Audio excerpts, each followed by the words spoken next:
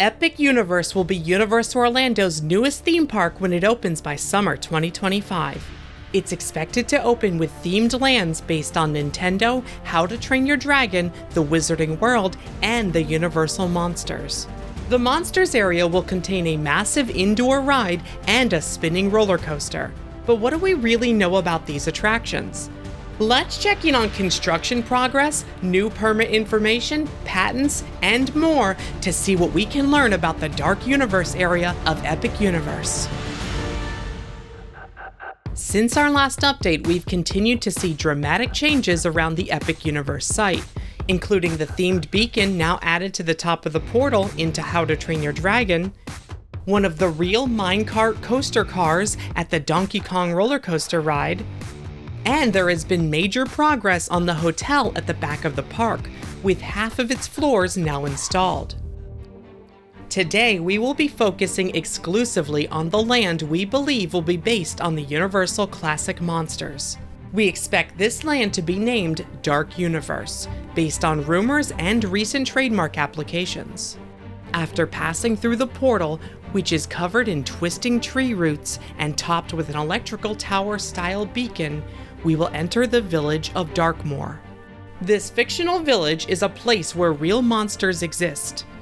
On our left will be the land's main retail location, and on our right will be the village's largest dining location. The land will also feature a second dining location themed as the windmill from the Frankenstein story. Permits indicate that this structure will have gas lines for special flame effects, likely so the windmill can appear to be on fire. We believe the land itself, which will feature a year-round gloomy and spooky vibe, will have an original score by composer Danny Elfman. Dark Universe will contain two main attractions.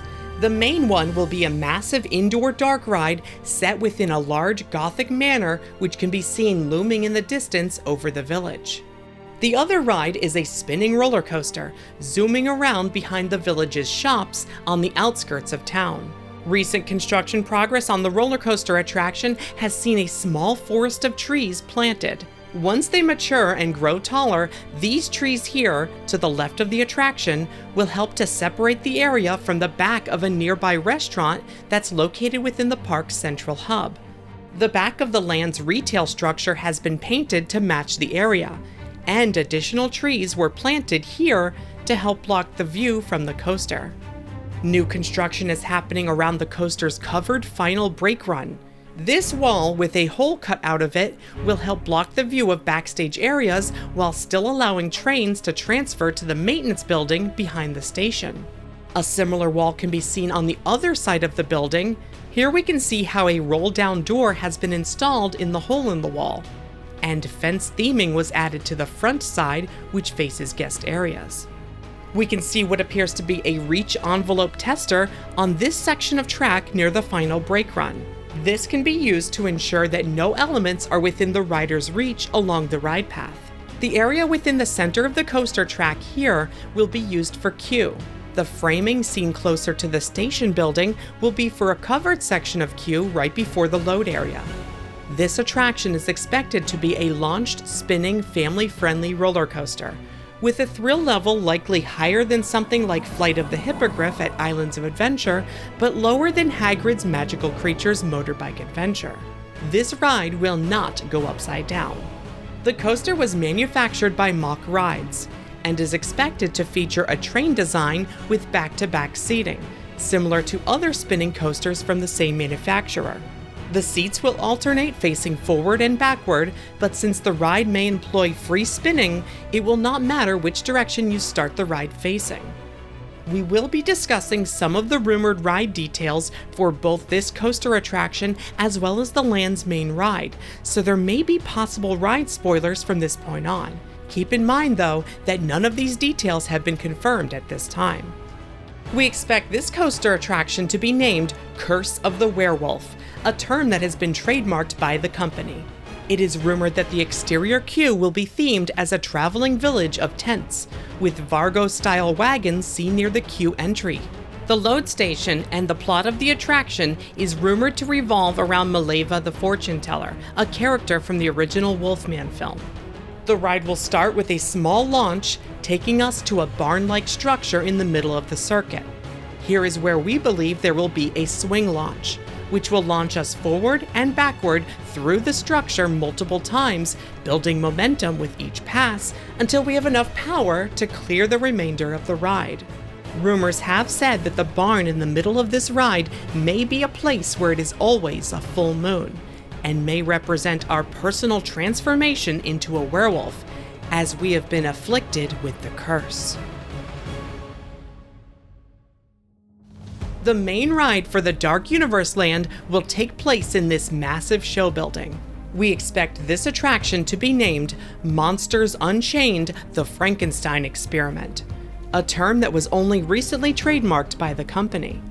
It has long been rumored that this attraction will feature all of the Universal Classic monsters, which have been unleashed by some sort of experiment by a descendant of Dr. Frankenstein. The exterior facade for the ride's entry is designed as a large Gothic manor. Some architectural details are becoming more apparent as construction continues, with arched roof lines and decorative elements now visible behind scaffolding. A large tower sits in the center of the manor facade. This building design is thought to have been partially inspired by the former Chateau Miranda in Belgium, which also features a similar layout. Recent aerial photography reveals additional themed elements being added to an exterior queue section for this ride.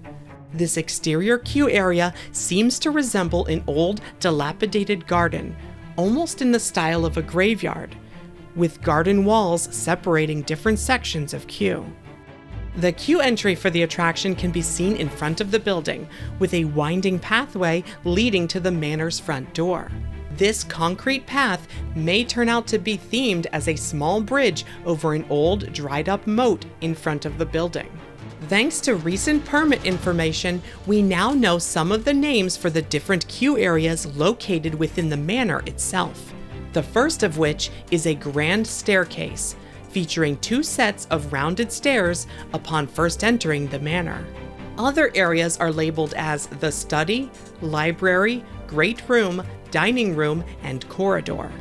Moving deeper into the queue, permits indicate that this attraction will feature double-sided lockers.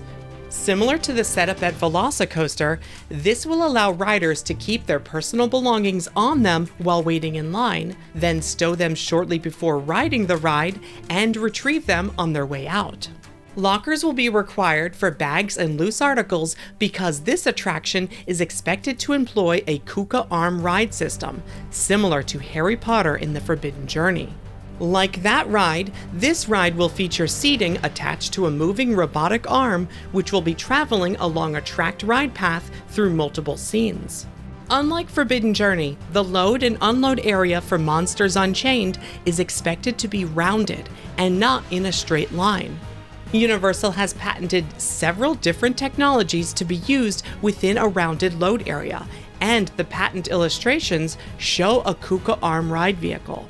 In this configuration, the Kuka arm will be extended through the floor of the load area, giving the illusion of a regular style dark ride. For this ride, we believe the load area and ladder sections of the queue will be themed as Dr. Frankenstein's laboratory.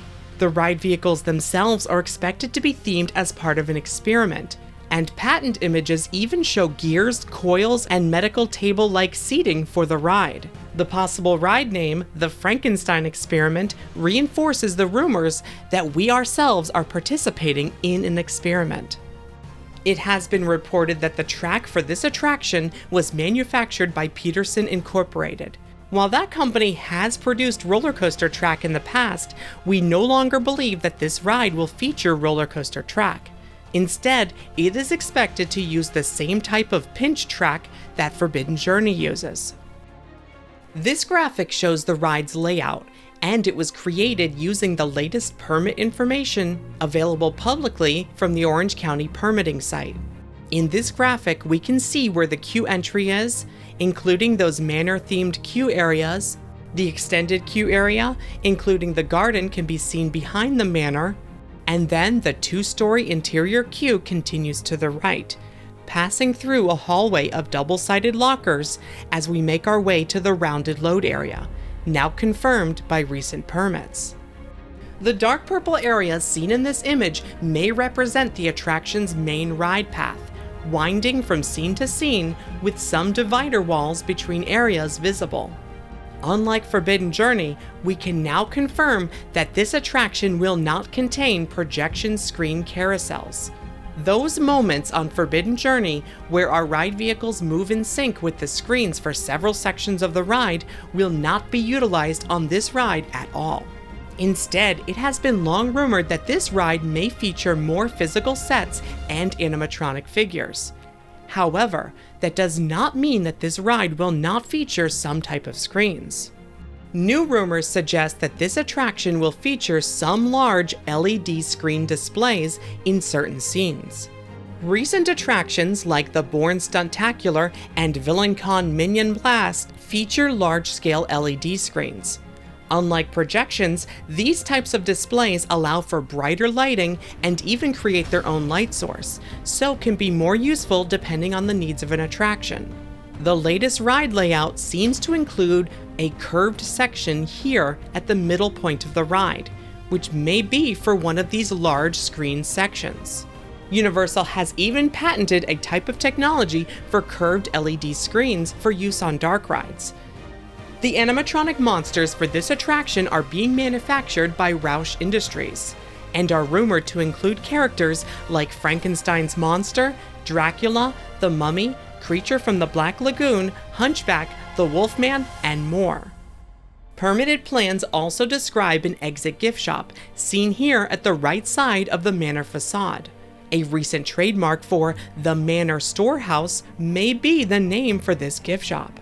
Permits also describe an on-ride photo pickup location within this area of the building, so we can confirm that this ride is planning to feature an on-ride photo.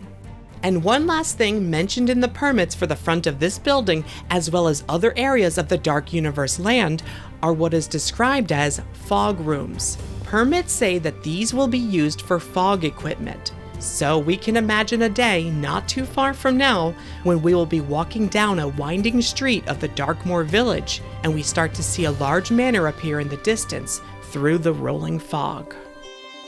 That's going to wrap it up for this update, but a huge thank you to BioReconstruct for the amazing aerial photographs. You can follow him on social media for more theme park photos. Be sure to leave a like on this video and comment if you're enjoying our coverage of the new park. And make sure you're subscribed to never miss an update. For even more information, as well as behind-the-scenes posts, your name in the credits, and more, consider joining our Patreon to support what we do. Patreon.com/themeparkstop. Thanks for watching. See you next time.